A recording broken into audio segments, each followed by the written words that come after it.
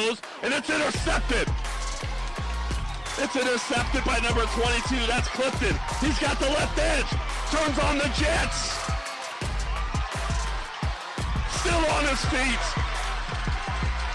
Touchdown, Calaveras. What a play. Up to a running back. That's Ferrante over to the right side. He cuts back up the middle. He's got room. One man to beat. He turns on the Jets. There he goes. Touchdown, Calaveras. What a play.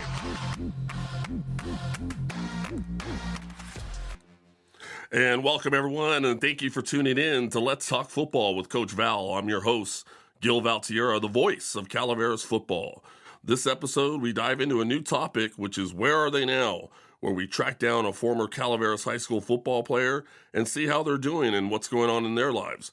Our guest today is former offensive lineman / linebacker / running back. I think this young man did it all, Mr. Donovan Giangregorio.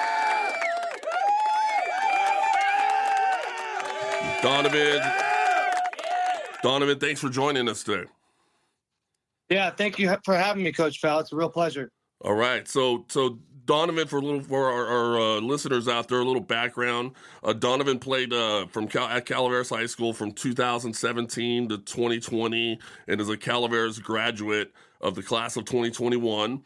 Donovan, after his freshman year, was moved up to the varsity team where he played the rest of his high school years and was named Motherlode League, all 3 years that he played varsity football. Quite an accomplishment there. Donovan's junior year, he was named Defensive Player of the Year for the Motherlode League. Donovan has lived in Calaveras County his whole life and is now currently wrestling at Oregon State University at 197 pounds. Trust me, folks, when I tell you this is an abbreviated list of this man's accolades, because if we listed everything here, we wouldn't have enough time to go over some of the things we want to go over. And frankly, some of the information that I think Donovan has is important for some of these young people today, I think, that are in high school. So Donovan, let's jump right on in. Tell me a little bit about what would you say some of the things you learned while playing high school football at Calaveras that transferred over to your current situation in college? In my opinion, I feel like the two biggest things that transferred over from football into college were definitely, I'd say, discipline and family. So when you get to college, right, you don't exactly know what to do. And like for me, like neither of my parents went to college. My brother went a few years, so I had a little bit of information from my parents because they worked with him.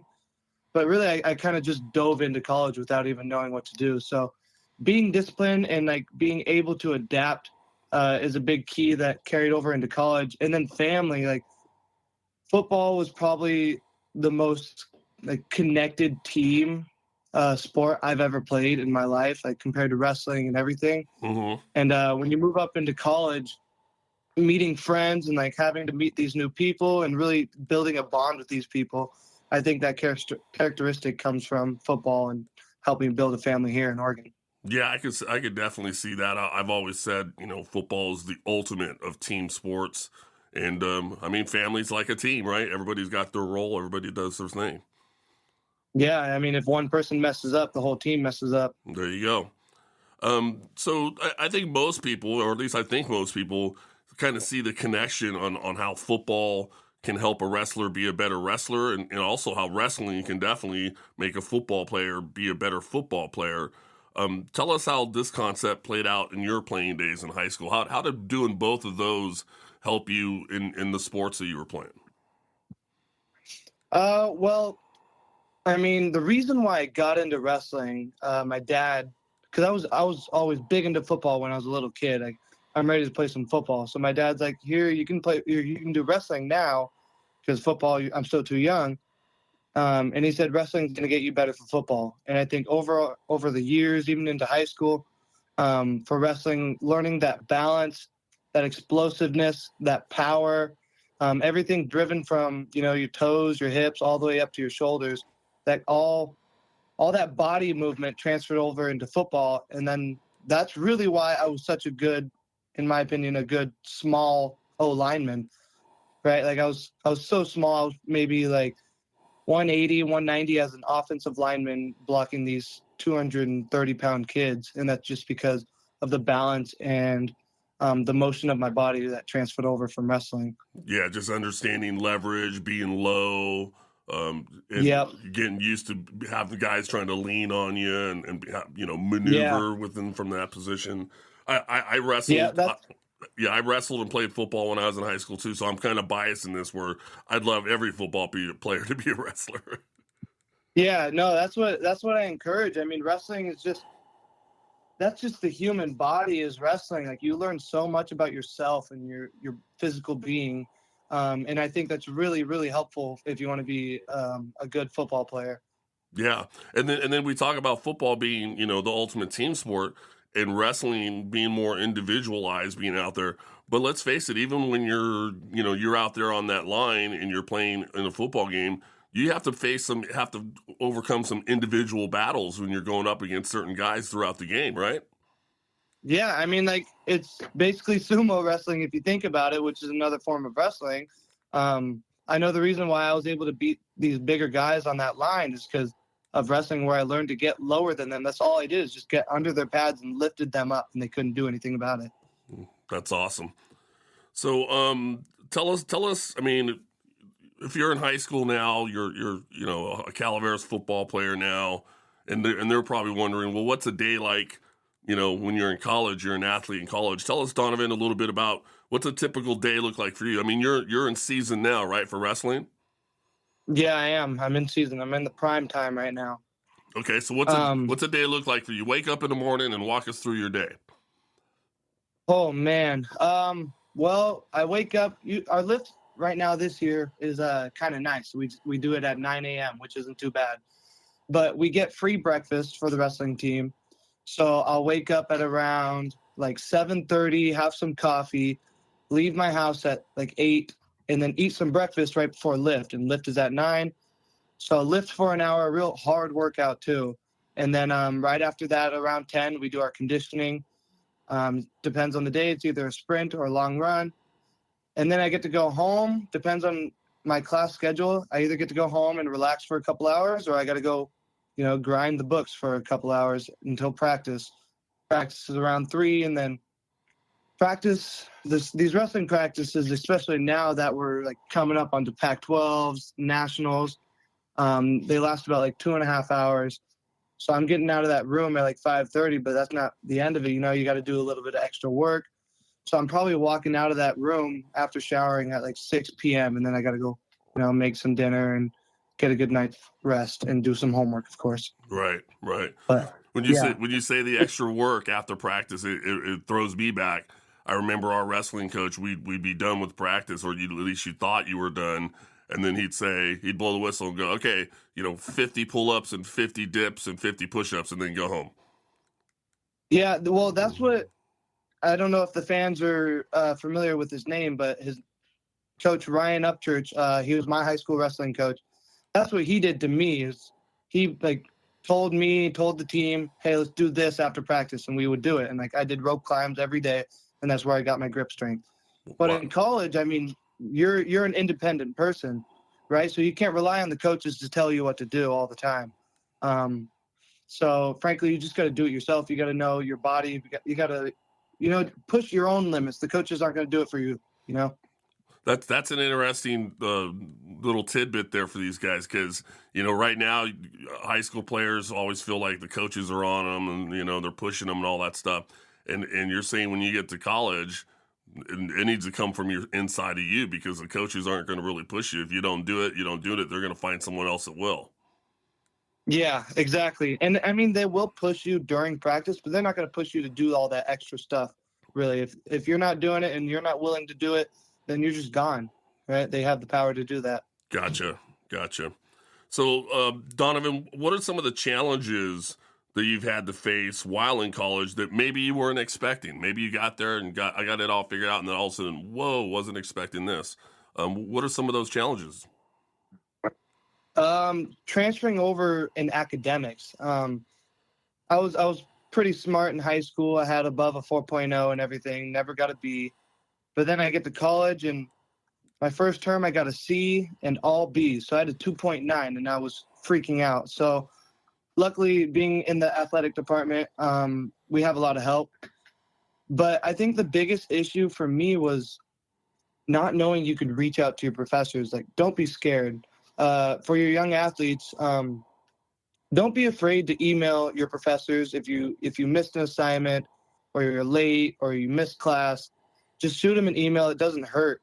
And I think that was a big issue with me freshman year. And I think I could have saved a lot of grades just from emailing them and trying to get a little leeway from the professors, because believe it or not, they're actually usually pretty nice. So. Okay, so just open communication with your professors, and was that similar or different than like when you were at Calaveras as far as the teachers there? Well, in Calaveras, I mean, your classroom is full of like 20, 30 kids, right? So you're not really afraid of your teachers because they know who you are, and you've met them and you've had conversations with them before. So talking to a teacher isn't that hard at Calaveras. But when you get, to a big university, your classes are full of 100, 200, 300. It depends on the class.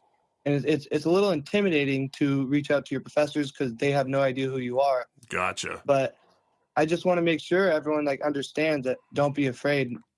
They're really nice people, and they'll get to know you if you'd like. Okay, that's great advice. What other advice do you have for say a current high school athlete right now that's got it in their mind and says, you know what, I'm going to go and play sports in college as well, like whether or not they're a Calaveras High School football player right now, they're thinking I'm going to go play football or wrestle or track or whatever it might be that they want to go do in college. What would be some of the advice that you want to give to that young person right now? Don't sit there and wait, right? That's a good thing that my dad luckily knew. Reach out to the coaches, right? So for me, I was reaching out for football and wrestling, and my dad and I sat down and we talked about a whole bunch of schools, and whether or not I really wanted to go to them or not, it's still good to reach out to the coaches, give them your information, give them your accolades, and let them know what you want to do and everything. And just hope for an email back. If you get an email back, it'll usually be a good email. Usually, I think I only got like one email that said, "It's all right, we don't really want you." But usually they'll give you a good email, and then you can have some conversations from there. But don't sit there and wait for them to come to you. Go to them. So be proactive and reach out to where you want to go to school. Find out who the coaches are. Send emails. Communicate with them and with what your intentions are. Yep, that's exactly what you should be doing. Okay. Especially like maybe your end of your sophomore year, you should be doing it, but you should definitely be doing it at the beginning of your junior year. Okay. That's actually really interesting because I think some folks might be going, worry about that like your senior year, right? Yeah, no, you want to be doing that your junior year, and hopefully like maybe that's just to like get their what am I looking for? Get their attention. Right. So they're like, oh, okay, this kid reached out to us. Maybe we'll watch him a little. And then your junior year, which is like your second best year, most likely, because your senior year is usually the best. So they're already watching you. They're like, wow, this kid's already like this as a junior. He's going to be better in 2 years. Gotcha. Okay. So communication being one thing, reaching out, not being afraid to reach out and be proactive to the coaches and to the schools of where you want to go and play at. Yep. What else is there? What other advice would you give for a high school kid that wants to be an athlete in college? Don't forget to put in the extra work, right? It's not just talent, right? You can have all the talent in the world, but if you don't want to work hard, you're not going to get anywhere usually. The big thing about me is like my high school wrestling coach, Upchurch, he always just pushed me to the limit. Hey, practice is this time to that time. All right, Donovan, come with me after practice. We're going to do this. Same thing with football or any sport. Just get that extra work in, push yourself, and just continuously train for your dreams. So keep working physically, keep working as far as proactively contacting the coaches that you want to go to. Yep. What And then, what about academics? yeah, I was just gonna say that too. I forgot about that. Don't forget about your academics. I think so. If I'm gonna be frankly honest with you, I'm not like the best wrestler in the world, right? So getting recruited, I mean, I placed at state, but junior year, but I mean that's not what a Division I school really needs, right? They need these state champions and stuff. But the reason they took me is because of my grades, right? So if you want to be good in the collegiate level, you need to start working on your academics and your physical sport right now. Right? You can't have bad grades at freshman, sophomore year in high school. You got to have good grades throughout all of high school, and then that'll just better your chances of getting recruited. Okay. Okay. So we're working on the academics, not just at the end of your high school career, but freshman, sophomore year included. Yeah, you got to do it the whole time. I mean, I did it ever since I was little, but that's just because I'm a nerd. Yeah, they look at your whole transcript from freshman to senior year. Okay. All right. Well, that's good to know. I'll tell you what. If you're a nerd, you're probably one of the toughest nerds I've ever seen. Because on the wrestling mat, on the football field, you did not look like anybody that someone would want to like go meet in a back alley somewhere. I got a funny story, folks, about Donovan when he played football for us. There's these, we called them the pop-up bags, but the base of the bag is probably 150 pounds. On a normal day, it takes two kids to carry one of these bags from our storage shed area to bring it back to the practice field. So these are very heavy duty, large hitting, tackling bags that we have for the kids to practice tackling on. And there was a kickoff drill, and I think you remember the story I'm going with here, Donovan. There was a kickoff drill where the whole kickoff team goes flying down the field, and I think I said something like, first one to touch the bag doesn't have to run or something like that.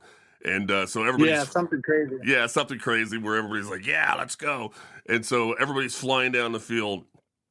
Donovan gets to the bag first, hits the bag, and literally rips the bag off of its base and just tears into this thing and destroys the bag, like exploded like, a chicken that just got shot or something.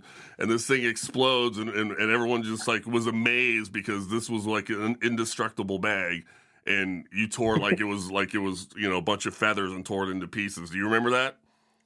Yeah, I do remember. And I tackled it and then just fell to the ground all of a sudden because I went through it and I was just so confused. Like, what just happened? What just happened?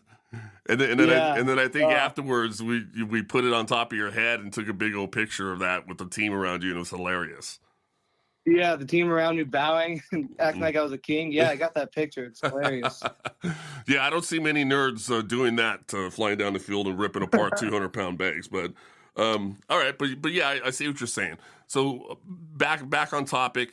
Let's say I'm a pretty good athlete, but let's say, Donovan, I didn't get serious till my sophomore year. I screwed up my freshman year. Is it over for me, or can I rebound and can I find a way to get back? You can definitely rebound. I mean, well, sports, your freshman, sophomore year, they're like, okay, he didn't do that well, but now you're doing well, like right before we need you. That's what they need. So sports is okay if you're doing bad, but academics, if you're doing bad at the beginning, it's totally fine. You just have to prove that you're willing to work harder, right? So if you start off with like a 2.3 or whatever freshman year, and then all of a sudden your next year you get a 4.0, they're going to be like, holy cow, they like figured it out. You know what I mean? So Yeah. it just continuously improving is what the coaches are looking for in the collegiate level. Okay. So for you young guys out there, you young guys and gals that are thinking about this stuff, you're like, yeah, but I already screwed up my freshman year. It's not over. There's still a chance to keep working and turn it around. Yeah, and even if you did do bad, like during high school, and you have to go to a junior college or something, but you ace it, you get a 4.0 your freshman and sophomore year of college at a JUCO, and you're doing well in your sport, coaches at a D1 level or any other level are going to be like, yeah, I want this kid, So it's it's best to get it done in high school, but if you don't, it's okay. You're going to be able to bounce back. It just takes a little longer. Gotcha. Don't give up. Yep. So Donovan, knowing that hindsight's 2020, right? We always look back and go, "Oh man, if I would have known that."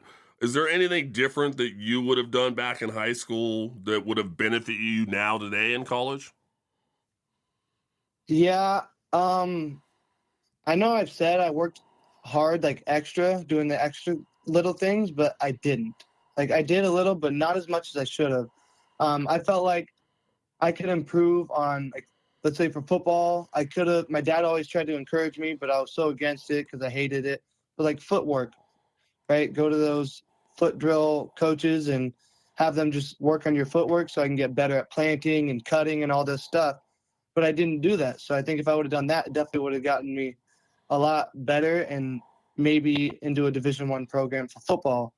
But I did that hard work for wrestling, so that's why I ended up here. Okay. So I think looking back, because I do love football so much and I miss it incredibly. I wish I had gone back and put in those extra little things. Woke up, made my bed, woke up early, went to lift. I wish and yeah, that too. I didn't lift as much in high school as I should have. And I think that's a big problem in high school, forgetting to lift, especially at Calaveras. I know me and my buddies never lifted really. I mean, we did, but not till like junior, senior year, and is when we got serious. But I'd say take lift and the extra work's a lot more serious, a little more sooner. Yeah, I think that's real good advice. And I think if you asked a lot of young people, that are now in college, it seems like it would probably be around the same lines, right? Going, man, I should have tried a little harder. I should have did this and I should have did that. And Yep. as coaches, we try to in high school teach them, hey, don't regret anything. Do the work, put it in, and we try to get that across to them. But at the end of the day, each person's their own person. They're going to decide what they want to do. Yep. Yeah. So So yeah, I'd say just leave it all out there. Why have to move in the future and then regret things? So work harder. Put in that extra time. Put in that extra work. If it's something that you really want to do, you truly have it in your heart, then do everything you can. Do even more than what you can. Do the extra work. Ask for help. Ask for coaches' help. Ask for teachers' help. You'd be surprised Yep. how many people out there are willing to help. Yeah, exactly. Okay, that's great advice.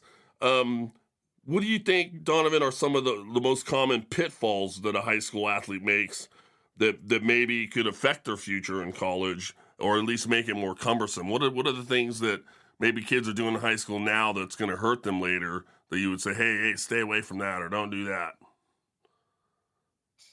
Yeah. So I didn't really have an issue with this, but I know a lot of people that should have been not at Calaveras or anything, but I was on a lot of traveling teams, so I know a lot of people around the nation, and a lot of these studs in wrestling, they get into that drinking habit a little too early, Mm-hmm.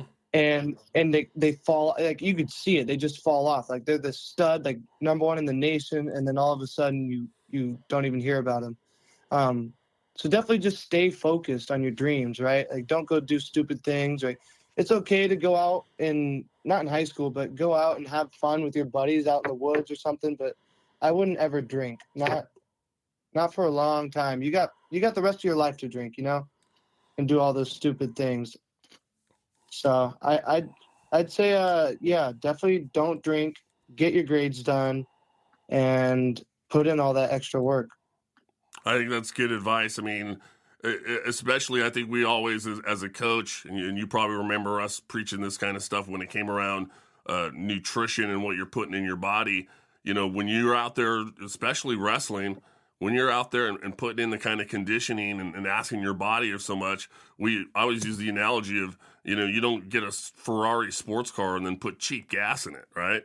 And put junk inside of it. You need to put that supreme high octane stuff in it. And as a human body, you're a young athlete and you're asking so much of your body, you've got to put good things inside of it and not junk. Yeah, that's exactly what I'm saying. Yeah, I forget his name, but it was a UFC champion. He just had a Zoom call with us, with the wrestling team, and that's exactly what he said. He did the whole Ferrari metaphor. And yeah, so exactly what you're preaching. The high level people are preaching the same thing. Well, that's good to know. That's good to know, and I think that's great advice. We're almost running out of time here, Donovan, but just wanted to kind of just review what we talked about a little bit here with the folks.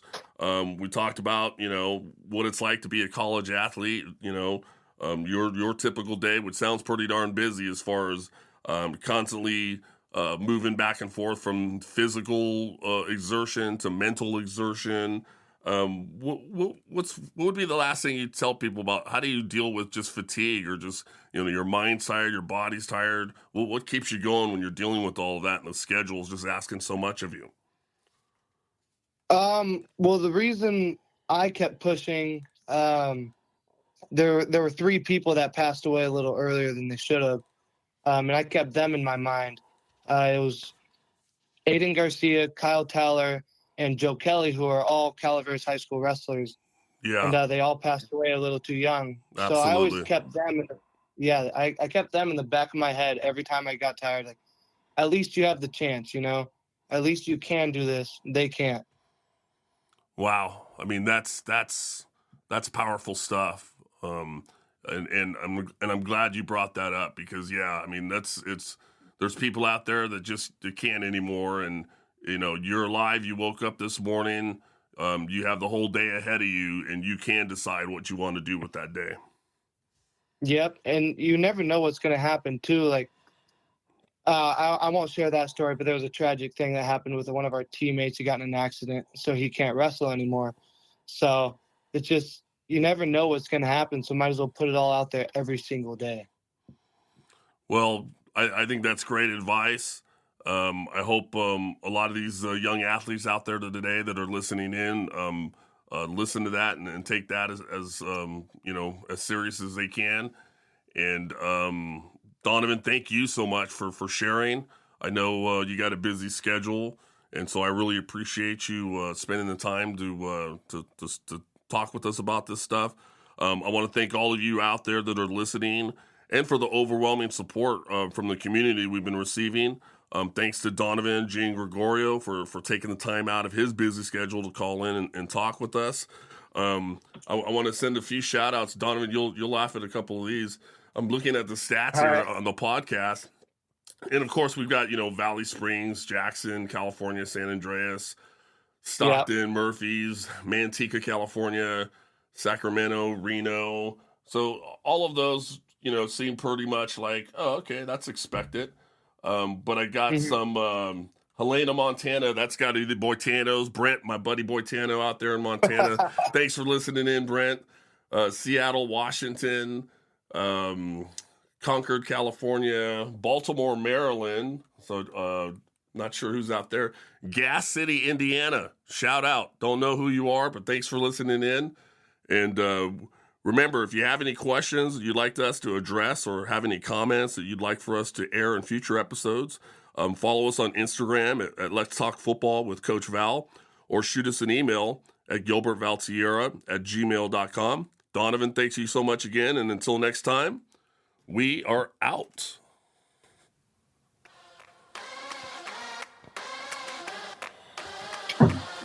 And it's intercepted. It's intercepted by number 22. That's Clifton. He's got the left edge.